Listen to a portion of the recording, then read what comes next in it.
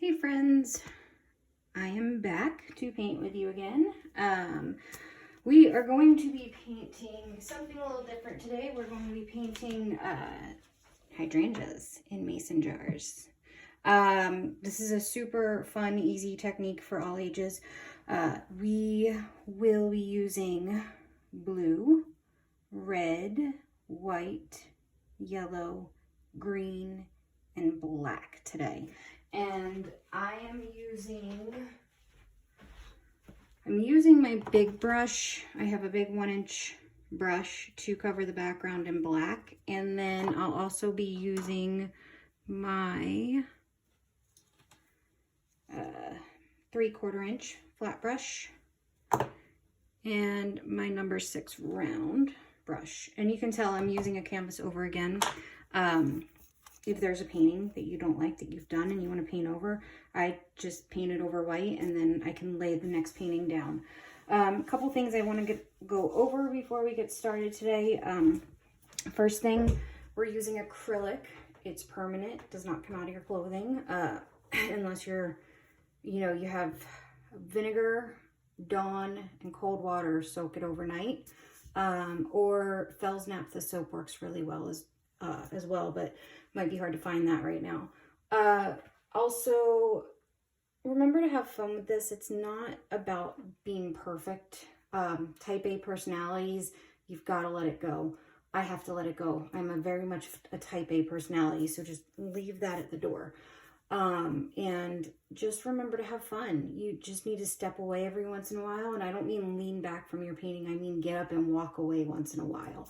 So, that being said, let's go ahead and get started. So like I said, the first thing I'm going to do is paint my background black. The quickest way to do that is I just take my paint, excuse me, and I just pour it on the background, take my big brush. You can even use a wall paint brush, like a 2-inch wall trim brush to do this. The key is to make sure that your entire background is covered. You don't want any white spots showing. I will say that black dries pretty quickly depending on the brand that you're using. And also it tends to lift up. So if you go over the same spot over and over again, you'll start seeing it lift off the canvas. So that's why you want to take nice long back and forth motions when you're doing this. When you get to the edges, you can kind of do that, but then just pull from the edge to cover that. And remember to do your edges as well. That's very important. I did say in my post on Facebook that we'd be using chalk today. We're using that to draw the mason jars. It's the easiest way I have to teach mason jars. Usually it's pretty fail-proof. So I just break it down into shapes. We draw it with chalk. And then once your painting is dry, I'd wait till tomorrow just to make sure. You can take a damp paper cloth and you can lift the chalk right off of your painting. So those chalk lines won't even show. It's also great because if you make a mistake while you're drawing your mason jar, you can just take a little bit of edge of a damp paper towel and lift the chalk right off and then start drawing again. I use chalk a lot in my classes. You can ask any one of my students. They've probably used chalk with me at one time or another. Just when I know that we're doing something that's going to maybe be a little bit stressful for some people, I like to use the chalk. It makes them feel a little bit more comfortable.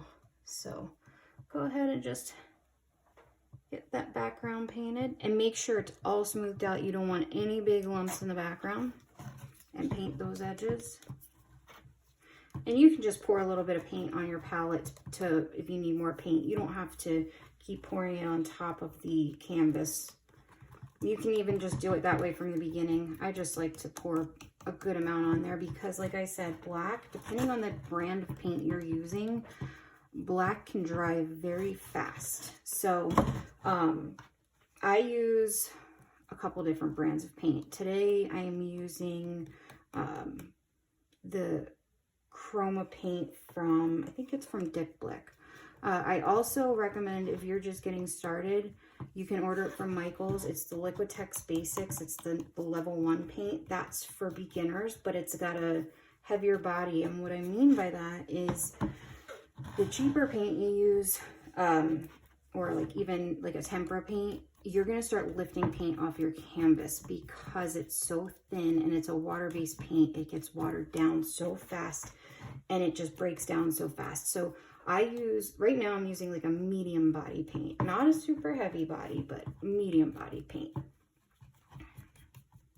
Just finish up those edges. Now you're going to want to make sure that your background is nice and dry for the next step. So once you have those edges done, just take a break and you can let it sit and dry, or you can get a hairdryer and dry the background. The cool thing about black, again, depending on the paint you use, you can usually see it drying with a hairdryer. See, it's very shiny right now, but once it's dried, it's going to have a lot more of a matte finish to it. So go ahead and take a break and put your brush in the water, dry your painting, and we'll come back and we will draw some mason jars. Okay, and we are back. So by now you should have a black canvas. You can buy black canvases, but what's the fun in that? I like to paint it. So once it's painted and dried, you should be able to go like this, and it shouldn't have any wet spots on it. We can go ahead and start drawing. Move this a little bit just so there's not as much of a glare. There we go. Okay, so I'm using chalk, like I said. You can put your mason jars anywhere you want on here. With my original, which I will post a picture of as well. My mason jars are in the lower left-hand side of the painting. I have 2 different sizes. I only have 2 jars, but I have 5 hydrangea flowers. Reason being, when you're designing, you want to make sure that you have an odd amount of flowers. If you ever look at a floral arrangement, you're never going to see an even amount of flowers. So we are going to draw on the mason jars. I'll show you how to do that first, and then I'll show you how to get a layout for the hydrangeas.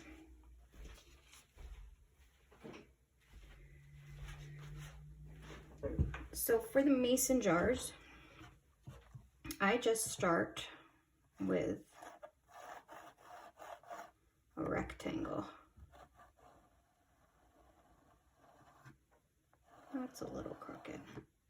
Good thing about this, like I said, is you can just take the corner of a rag or the corner of a paper towel. I have a rag today. I'm not using my clothes today. Mom, you'd be so proud of me. And I can just lift off. See that mistake I made? I'm just lifting it off of the canvas. Okay, so that's going to be my first mason jar. I know it just looks like a rectangle right now. Don't worry. The second one is going to sit slightly behind that to the right. So I'm going to make it just a little bit taller.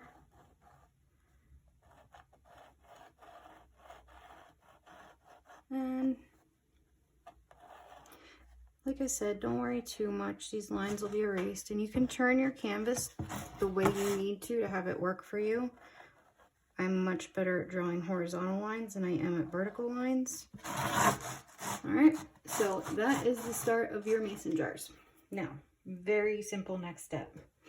All you do is you come in, I like to say, about a finger width from each side.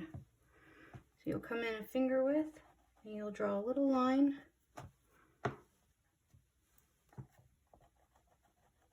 All right, that's going to be the top of your jar. And then you come out from that, make a little curve out that way. And a little curve out that way. That's it. It's really easy. And then I just come in here and I just make like a little smiley face under that top line. That's the opening. get my, so you can kind of see how it looks when it's finished. Very lightly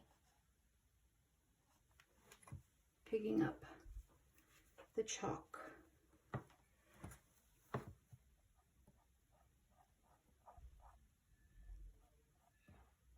All right.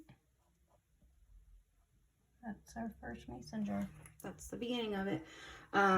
You can also, so I did like a little smiley face under there. I'll do a little frowny face on top of it. And that's the opening of our jar. We'll put detail in a little bit later. All right.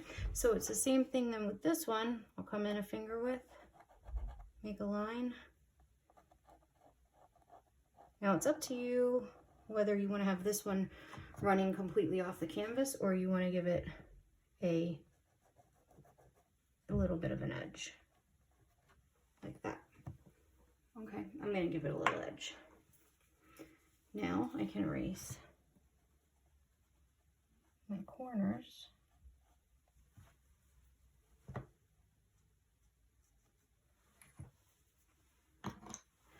Little smiley. And remember, the reason I'm not doing this live is because I want you to be able to pause this and go back to certain parts and learn the techniques I'm using. So that's the mason jars. That's it. You can always make, you can make them different shapes. There's all different types of mason jars out there. So don't think that you have to do this exact shape, but keep in mind, however you want to draw them, you can always start with a rectangle. That's the easiest way to do it. And also, really quick side note, don't ever try to wipe the chalk off when you have, like with your finger, when it's dry. Normally, in a different world, I used to just tell people, a wet paper towel, or you can just give your pinky a little lick and lift it off, but we are not licking fingers anymore. So I'm just using the corner of this rag. If you try to wipe that while it's dry, it's just going to smear chalk everywhere on there. So the next thing you want to do is we want some hydrangeas on here. So you can make all different size hydrangeas. Let me get my original so you can see it one more time for reference. So I'm going to do 5 of them, and I have 1, 2, 3, 4, 5. They're all different sizes. The way I got them to be like that is just by making circles that get covered anyway. So I'm going to put one, I'll put a big one here. Just make a circle. Don't worry if it's perfect or not. It's just a guide. And then maybe I want one that's coming over the opening here. And then maybe I think I want 3 in this jar. So I'm going to have another one here. All right. That's my 3 for this jar. And then this jar sits in the front. So I'm going to have 1 here. And 1. This is a tough one because it's going to come off the edge. There. All right. Kind of looks like the Olympic rings if you look on a tilt. So here's where you have to be careful about which ones are in front and which ones are in back. We are going to paint the ones that are in the back first, and then we come to the front ones. So I want these 2 in the back, and I want this one in the front, and I want this behind this one. So I'm going to paint them in order. Hydrangeas come in all different colors, so you can use any color you want. I'm going to be using a purpley one. I'll make more of a pink one. I'll make a yellow one with some purples in it, and a slightly bluer purple one. So this is where our round brush comes in. All right. And this step I want to show you before we do it on the canvas. So let me get my paper really fast. My sample paper to show you how to do these.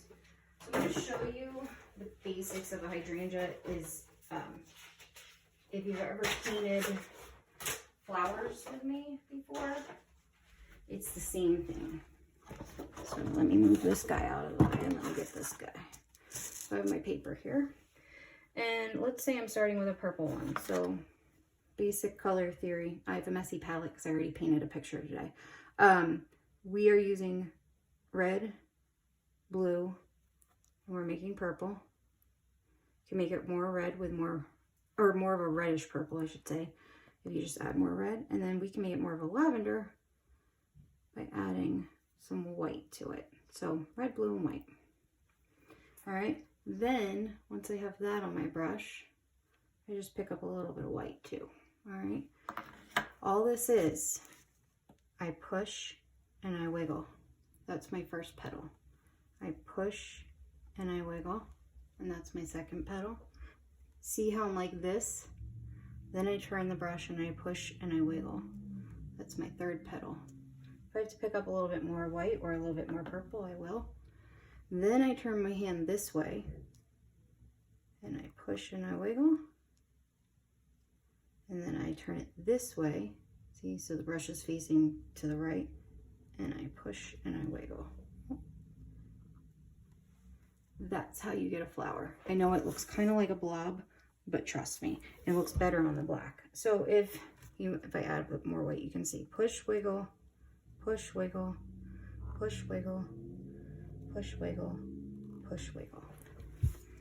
You have a flower, okay?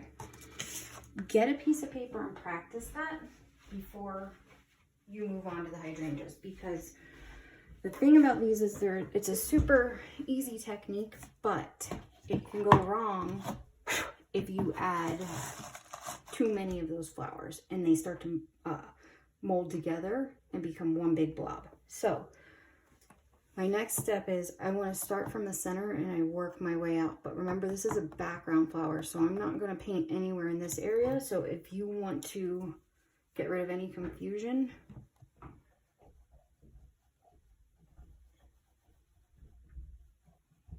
you can just erase that line for now. That way you know not to go over. It gives you a little bit of a guide. So I'll go ahead and I'll get my purple and a little bit of white on my brush. You can also pick up more red or more blue in different areas, but I start right in the middle and I go push, wiggle, push, wiggle, turn and push, wiggle, turn it again, and turn it again. All right, so that's my first one. Then maybe I want a little variation in color. It doesn't mean I have to mix a new color. It means, okay, I can just take maybe just more white on my brush. And I'll go up here around it. And I push, wiggle, push, wiggle, push, wiggle. Just ingrain that in your brain. Push, wiggle. It's the only thing that usually helps is if you give it a sound. It's kind of like a dance. So maybe I want this one to be more purple. You can always mix up more purple. You don't have to mix up a lot to begin with. The thing about these that's great is it doesn't have to be the same exact purple because it's a flower. It's got all types of colors. Remember, I always say turn your canvas to make it work for you. So that was my second flower. I'm just making a circle around the first flower. So I'm coming in here.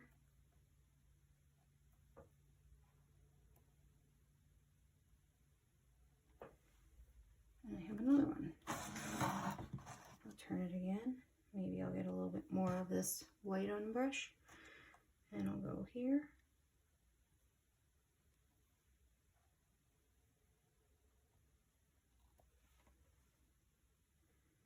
I like to make it a little bit lighter in spots.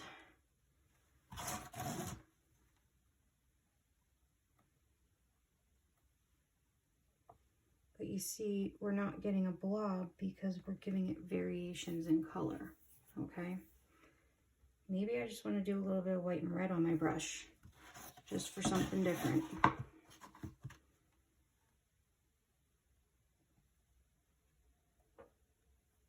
See, that just adds a little bit more color in there. You need to experiment with it. This one I put a little bit more blue on.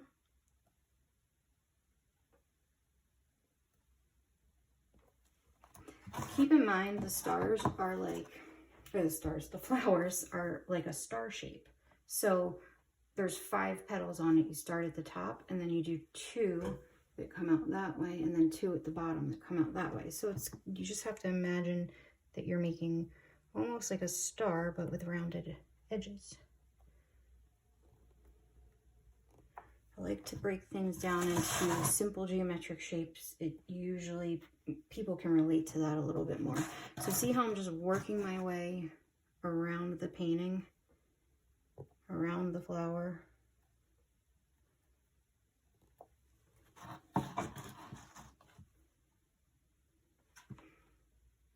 And I go all the way to the edge.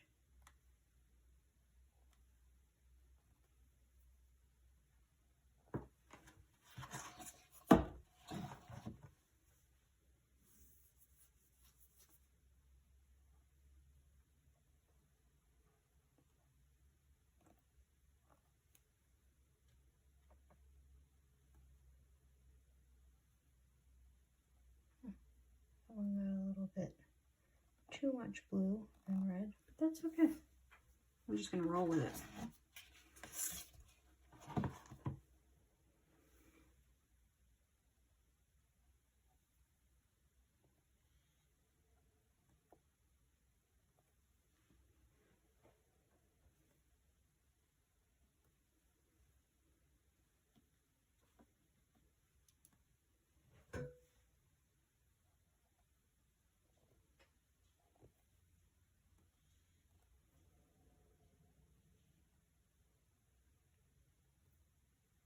I'm calling you out, Christy Ross. You're texting me while I'm painting.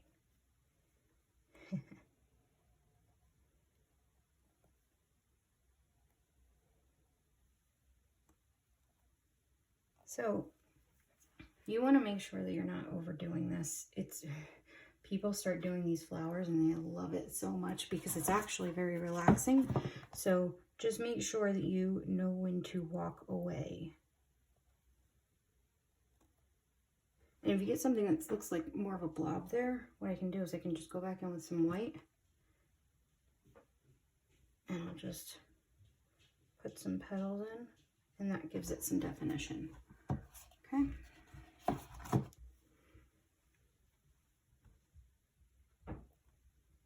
I'm just kind of looking at some blank areas here where I might need a petal or two. All right. All right, so that is our first hydrangea. So the second one I'm going to do is going to be this one because it's behind this one. So again, and I'm using, believe it or not, to do that, this is still my water from last week. Told you I don't change my water a lot. So take the lines out of that so there's no confusion. You might as well just take the lines out of this circle too. That way you're not confused about anything. All right. So this one is going to be yellow and white. So make sure, remember, when you rinse your brush, you're painting the bottom of the cup like you're mixing chocolate milk.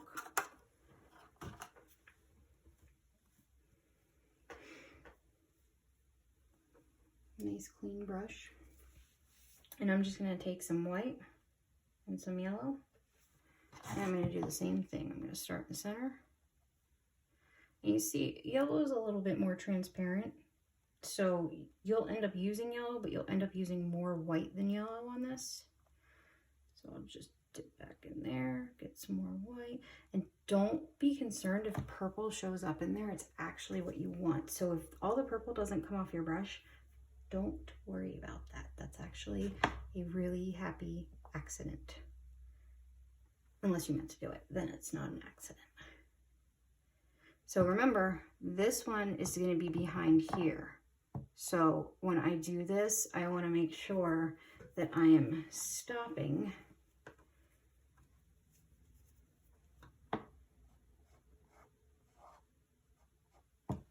right there.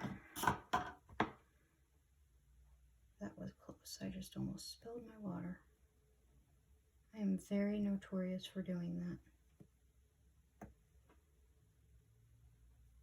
Look, I got a little blue in there. It's okay. In nature, you're going to see, if you look closely in nature, everything has so many colors in it. It's not just what you think you see. So keep that in mind.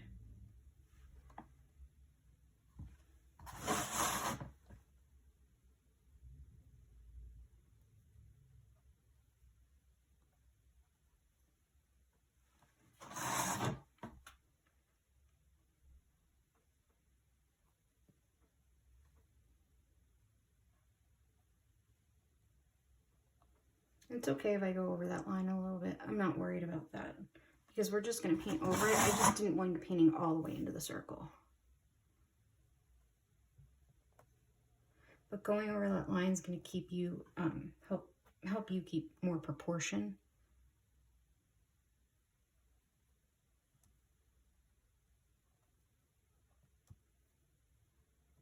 Same with that line.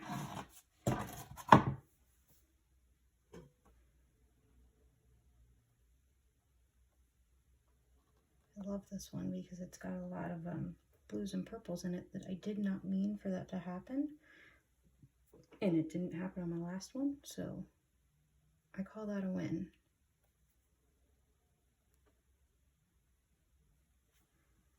All right, so that is the one that's all the way in the back. It's gonna get painted over in that corner, so it's just gonna pop out just a little bit. All right, now we're gonna do this one, which I'm using just red and white, so it's gonna be more of a pink. And so I just take some red on my brush and I just take some white on my brush. I'm not taking any other, I'm not even mixing it, just red and white.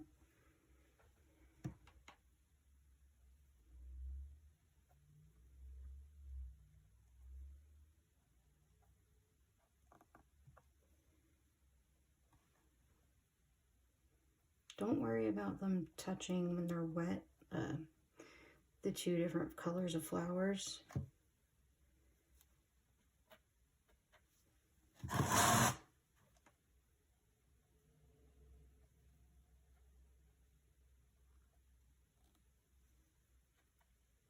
You can do just more red.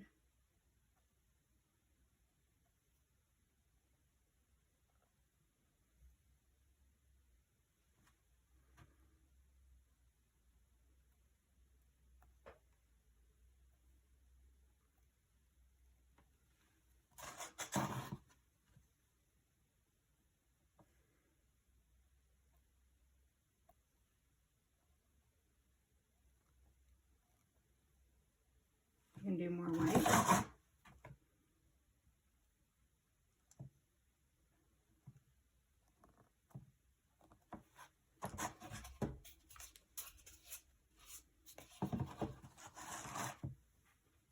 And you can just pick up more red and white.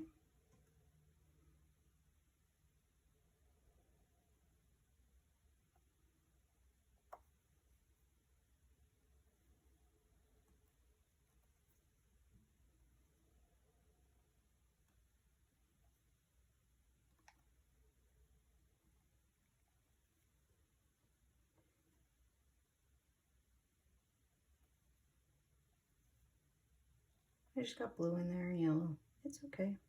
I'm not going to worry about those things because, like I said before, they're all different colors in nature.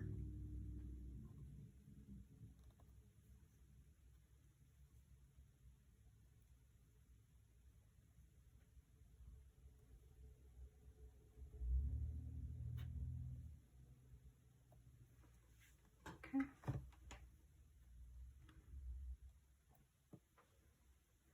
So this middle here, it got a little blobby because my paintbrush wasn't dry. So I might, let me just see here.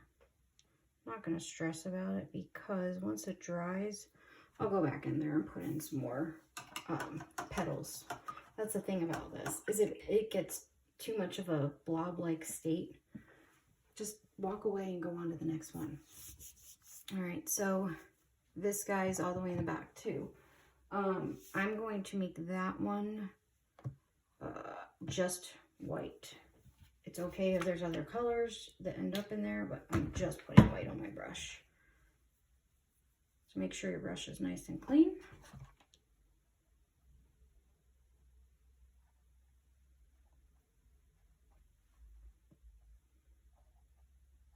And every now and then you might need to add like a little tiny smidge of yellow just to separate the color, but you can see I still have a little bit of red on my brush, and that's kind of helping.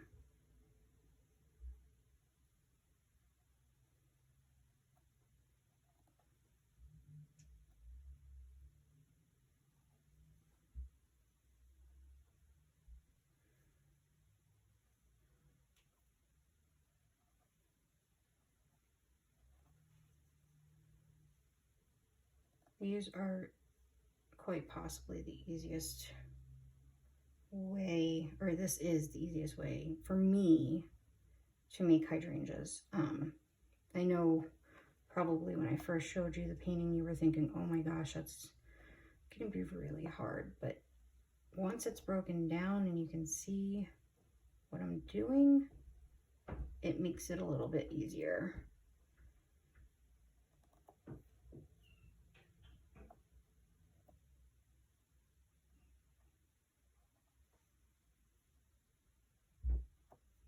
So I'm just, you can see there's a little bit of red in there, and I'm okay with that.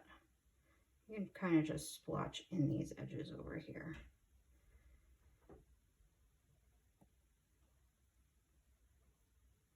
All right. Put the finishing touches on this guy.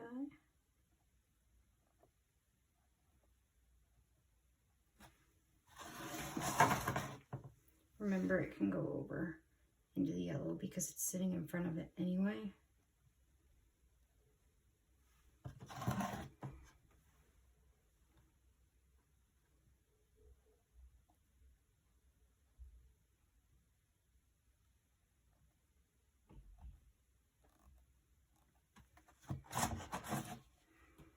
And I kind of lost my circle for my other guy, but that's okay. We can use our imaginations. All right.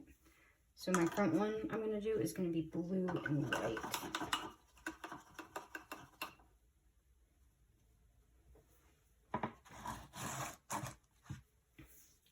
Like I said, I'm not worrying about any of these being dry. I'm just picking up blue and white on my brush. And I'm just going to go in here.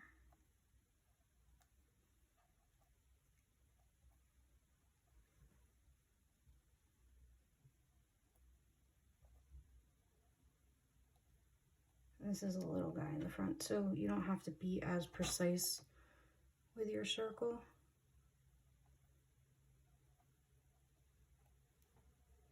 You just want to give the idea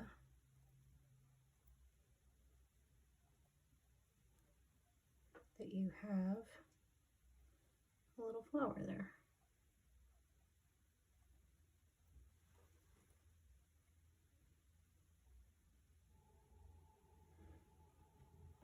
So that's getting a little blobby. I'm just going to take blue over here.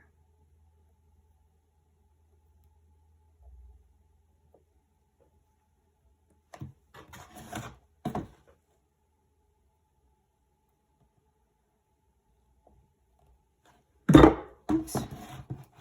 And there's all 5 hydrangeas. So once you have all them, you can rinse your brush. And if you have 5 hydrangeas, you're going to need 5 stems. So what I like to do is I like to take some green and some white. Maybe a little bit of yellow. And I just like to come in here and make a line. Make a line. So it's all about pressure.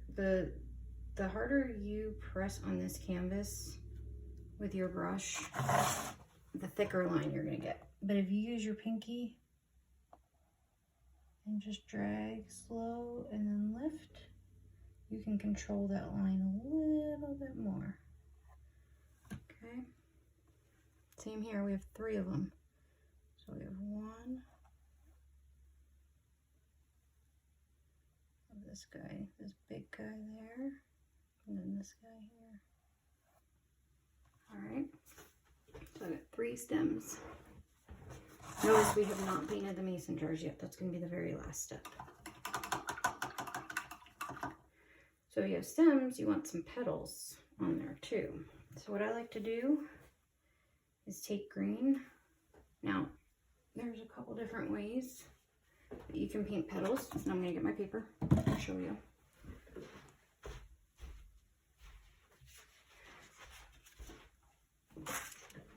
So if you have the stem like that, you can either make a little C shape, and from that C shape you come up, and then it turns into almost a rainbowy teardrop shape. And if you want to give the petal a little bit of curl, I make a little arch there. So I'll fill that arch in with a darker color.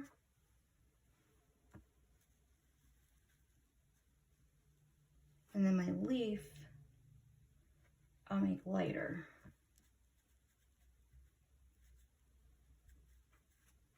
So I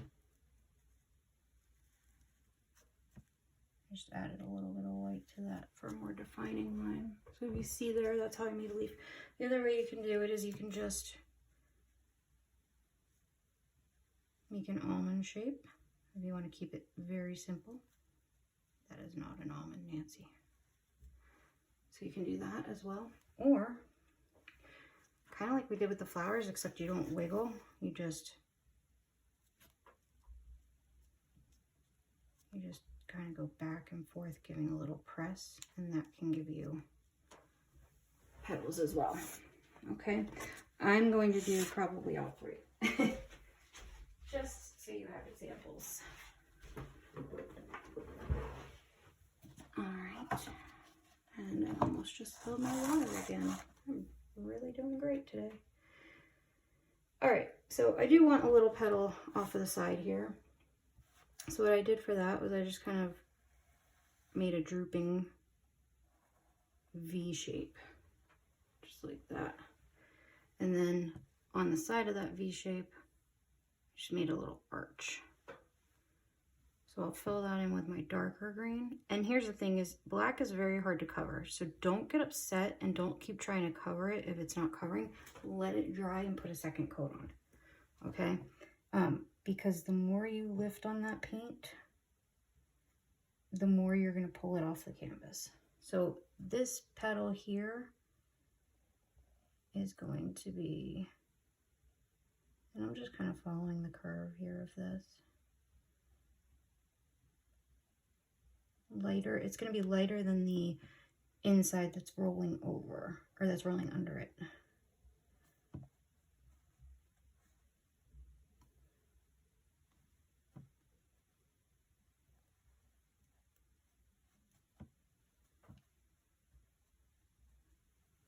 You can also add a little bit of white for definition.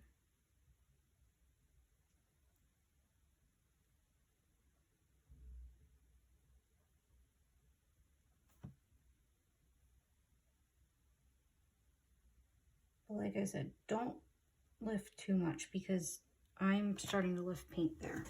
So, yeah, that looks good. Keep it like that. Now I'm gonna do, and I'm not gonna overdo it on petals. I just wanna do one. See, I have this big one here, so I'll probably just make a petal that's just kind of like a teardrop shape, but not completely. I mean, we've all drawn petals before, right? Leaves.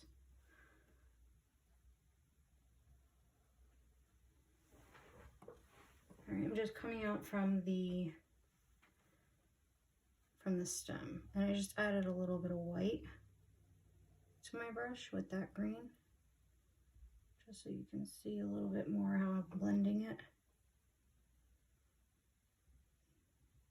If I want it darker, I can just wait for it to dry a little bit, and I can just add green back into it. Okay? Which I'll probably do. Or if I want to add a little bit of yellow in it to change the color a little, I can do that. Just give me a minute, because I just got red on my brush somehow. So see, I can just add some yellow into it. All right. The other thing I can do is, maybe I just want to define that stem a little bit more.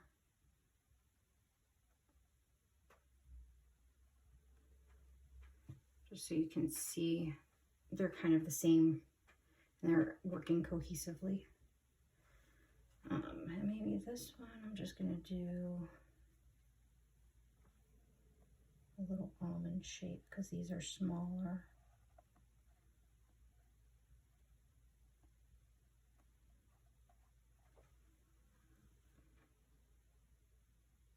I can add a little bit of dark back into that just for definition and shadow. Maybe this one I just want to put a couple little petals on, so I just go and just pressing just like our flowers.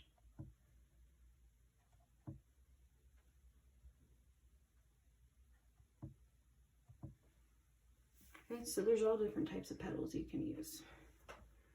All right, so go ahead and work on all that, and I am going to dry this. When you're finished, go ahead and dry yours. We'll come back, we'll do the mason jars, and then we'll be all finished.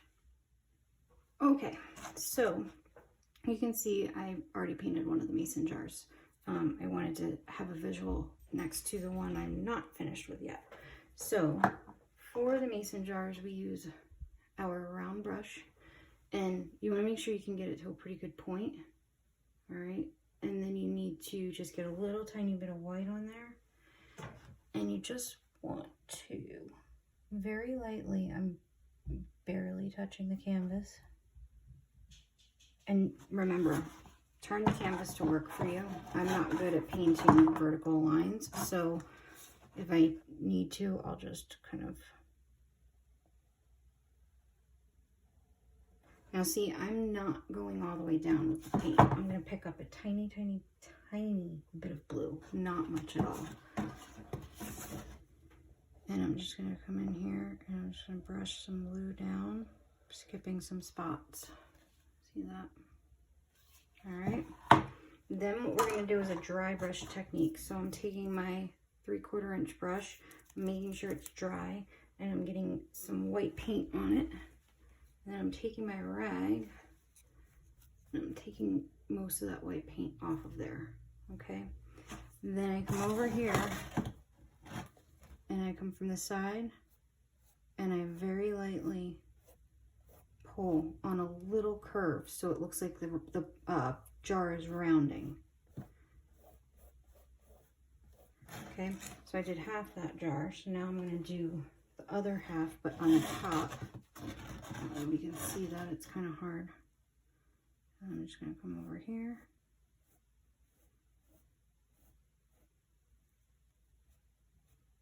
We're just pulling in some reflection. And pull down. Give it just a little bit. It's a very, very slight amount of paint. Like right here, I have way too much paint. So what I'm going to do is I'm going to take my brush. I'm going to try and spread it out a little bit.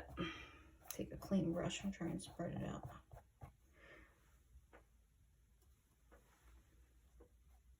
Because this is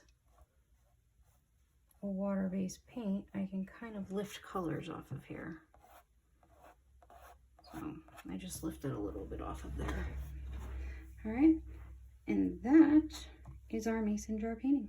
So when it's dry, and you can do it tonight, but I recommend waiting till tomorrow. If you have any chalk lines that are showing, you can just brush them off. Or you can use a damp clean paintbrush to do that too. If your edges are a little bit too hard-edged for you, you can clean them up. I just take a little tiny bit of black and I come along the side of the white. Be helpful if I have black on my palette still. Just come along the side of the white here. Just make them a little bit softer. Okay, and that's it. If you have any questions, you can always message me. I'm trying to do this every Saturday. Also, I'm gonna have a link on my YouTube, and it's on my art page. People keep asking if they can donate money to art supplies for me. I don't want you to donate money to me for art supplies. I'm fine. I appreciate that, but instead, there is a friend of mine whose husband was diagnosed with leukemia, and there's a lot of travel back and forth from Redmond to Portland that needs to take place for that, and it's going to cost a lot of money with the treatments and the travel and the lodging and all on top of all of their other bills. So I will have a link to their GoFundMe in place of donating to me for art supplies, which I'm totally fine on. Please just donate whatever you can. You know, just $5 is, you know, great. Just please think about doing that. And I'll have that link, like I said. And if you have any other questions, just shoot me a message. And I will talk to you next week or paint with you next week. I hope you all have fun. And I want to see all your paintings posted on my page. Thanks. Bye.